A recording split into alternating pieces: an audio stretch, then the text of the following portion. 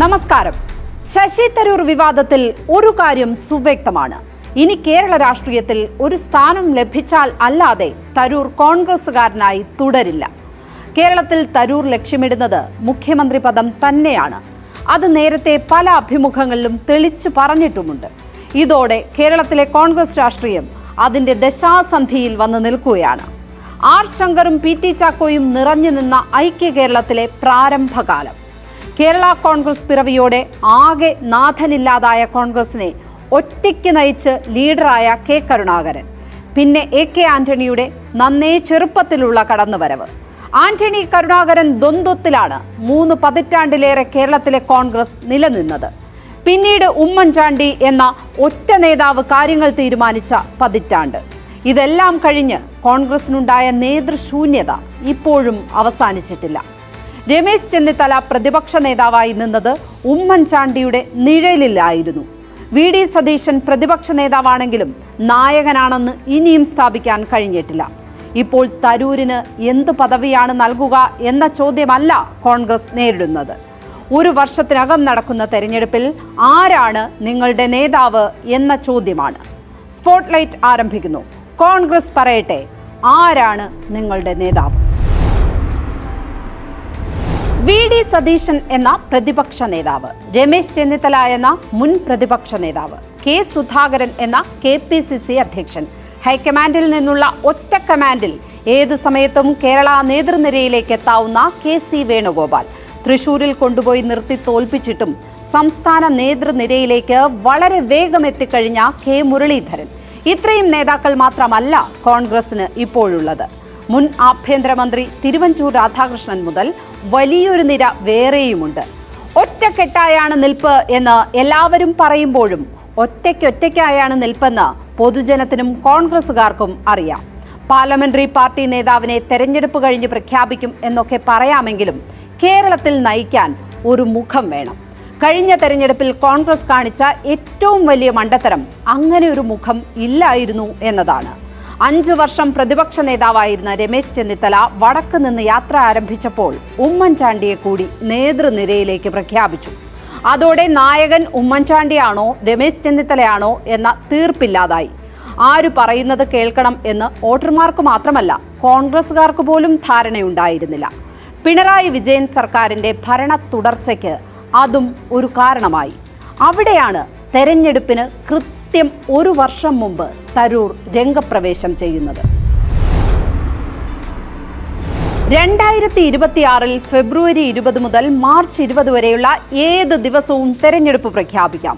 April 10 മുതൽ 30 വരെയുള്ള ഏത് ദിവസവും വോട്ടെടുപ്പും നടക്കാം. തെരഞ്ഞെടുപ്പിന് ഇനി കൃത്യം 1 വർഷം മാത്രമാണ് ബാക്കി.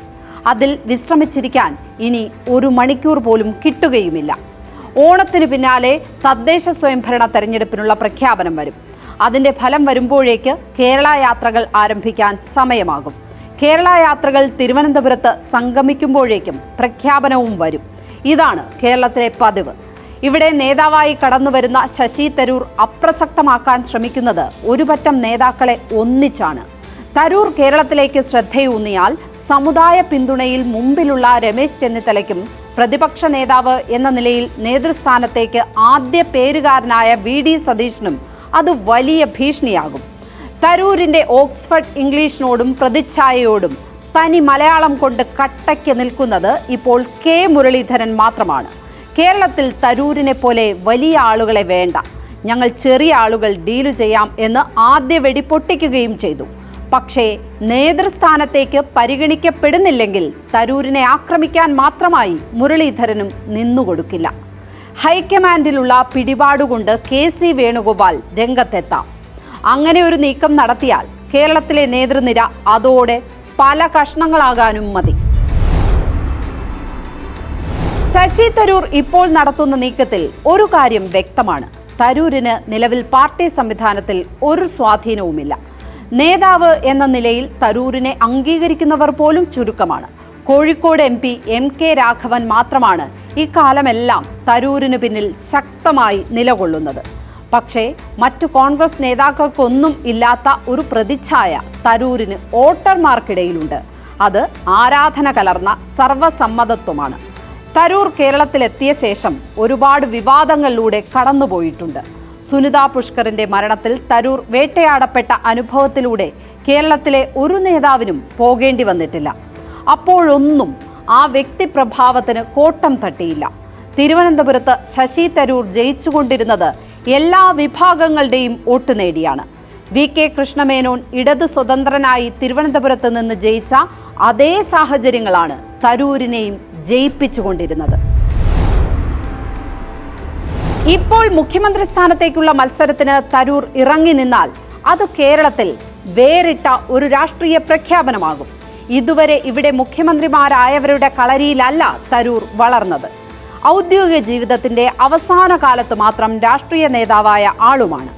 ഞാൻ നിങ്ങളുടെ മുഖ്യമന്ത്രിയാകാൻ തയ്യാർ, വേണമെങ്കിൽ സ്വീകരിക്കൂ എന്നാണ് പരസ്യ പ്രതികരണങ്ങളിലൂടെയും അഭിമുഖങ്ങളിലൂടെയും ശശി തരൂർ പറഞ്ഞുകൊണ്ടിരിക്കുന്നത്.